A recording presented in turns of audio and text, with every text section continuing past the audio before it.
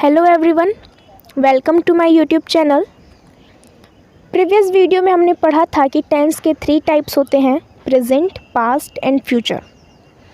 अब अगर मैं आपको कुछ सेंटेंसेस दूं और उन्हें पहचानने के लिए बोलूं कि वो प्रेजेंट का है, पास्ट का है या फ्यूचर का, तो आप आसानी से पहचान जाएंगे।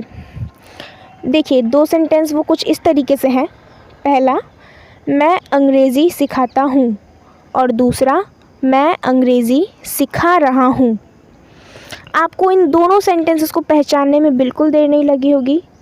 ये दोनों सेंटेंस प्रेजेंट टेंस के हैं, लेकिन ध्यान देने की बात ये है कि दोनों सेंटेंसेस में क्रिया अलग अलग है। मतलब कि दूसरे सेंटेंस में क्रिया जारी है और पहले सेंटेंस में क्रिया जारी नहीं दिखाई देती। इससे ये समझ में आता है कि एक ही टेंस में एक ही प्रकार की क्रिया होती है, ऐसा नहीं है। एक ही टेंस में अलग अलग तरह की क्रियाएं हो सकती हैं और होती भी हैं। इसलिए इन 3 टेंस के कुछ सब टाइप हैं। मतलब कि हर एक टेंस के 4 सब टाइप होते हैं। उनके नाम कुछ इस तरीके से हैं। पहला है सिंपल टेंस, दूसरा कंटिन्यूअस टेंस, तीसरा परफेक्ट टेंस, चौथा परफेक्ट कंटिन्यूअस टेंस। तो अभी आपने देखा कि हर एक टेंस के 4 सब टाइप होते हैं। इसका मतलब ये हुआ कि प्रेजेंट टेंस के 4 टाइप, पास्ट टेंस के 4 टाइप्स और फ्यूचर टेंस के 4 टाइप। सो गाइज, इन 12 टेंसेस को हम लोग 4 प्रेजेंट, 4 पास्ट और 4 फ्यूचर इस तरीके से ना पढ़ने की बजाय 3 सिंपल, 3 कंटिन्यूअस, 3 परफेक्ट और 3 परफेक्ट कंटिन्यूअस टेंस इस तरीके से पढ़ेंगे। ये आपके लिए बहुत इजी रहेगा। तो चलिए सबसे पहले स्टार्ट करते हैं सिंपल टेंस से। इस वीडियो में हम लोग सिंपल टेंस पढ़ेंगे, simple present tense, simple past tense और सिंपल फ्यूचर टेंस। तो चलिए सबसे पहले सिंपल प्रेजेंट टेंस पढ़ते हैं। इसकी डेफिनेशन है, a simple present tense is used to express an universal truth, a habit और an action that will always happen. Simple present tense ऐसा टेंस है जो यूनिवर्सल ट्रुथ, मतलब एक ऐसी सच्चाई जिसे कोई नहीं बदल सकता, या फिर किसी की हमेशा होने वाली आदत या कोई भी क्रिया जो हमेशा होती है, इन चीज़ों को व्यक्त करने के लिए हम लोग सामान्य वर्तमान काल का या सिंपल प्रेजेंट टेंस का यूज़ करते हैं। For example, the sun rises in the east. सूर्य पूर्व में उगता है। अब इस चीज़ को कोई नहीं बदल सकता। सूरज पूर्व में उगता है तो वो उगता है, हम लोग या आप लोग कोई भी नहीं इस बात को बदल सकता। तो ये क्या है? Simple present tense. एक और एग्जांपल ले लेते हैं, ही प्लेज, वह खेलता है। ये क्या है? उसकी हैबिट है, खेलना उसकी हैबिट है या एक ऐसा एक्शन है जो हमेशा होती रहती है। तो ये भी क्या है? सिंपल प्रेजेंट टेंस है। अब चलिए अब देख लेते हैं हिंदी वाक्यों की पहचान।